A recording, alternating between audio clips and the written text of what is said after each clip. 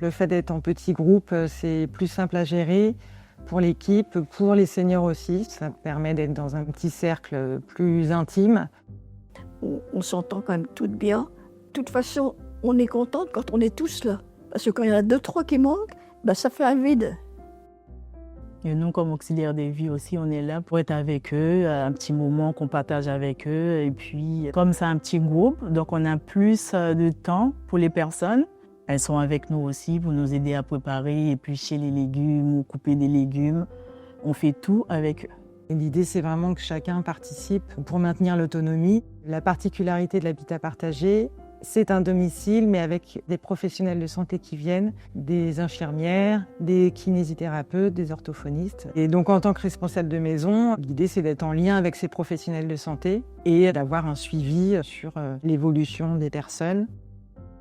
On laisse le temps aux équipes d'apprendre et de connaître par cœur les colocataires qu'ils accompagnent, parce qu'ils les accompagnent sur la durée. Et puis, ça permet aussi d'avoir un lien avec les proches aussi différents. Donc les familles, du coup, connaissent vraiment tous les colocataires et ça agrandit la famille, on va dire.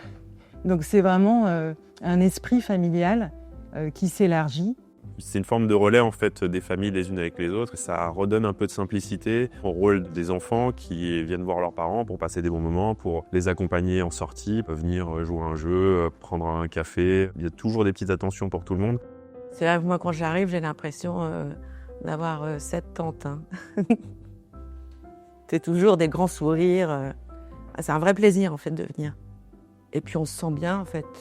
Ce qui est bien aussi dans l'habitat partagé, c'est qu'on propose des ateliers, des animations au quotidien. Ça peut être du jardinage, de la peinture, des sorties culturelles.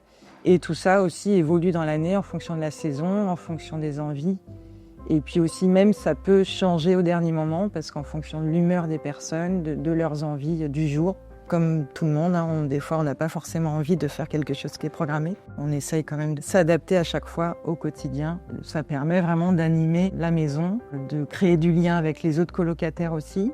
Ce qui est intéressant, c'est qu'il n'y a pas une maison chez Jeannette, un appartement chez Jeannette aujourd'hui qui se ressemble, parce que chaque projet finalement, avec tout ce petit monde, va se construire dans une direction différente, qui fait que chaque projet ressemble à aucun autre.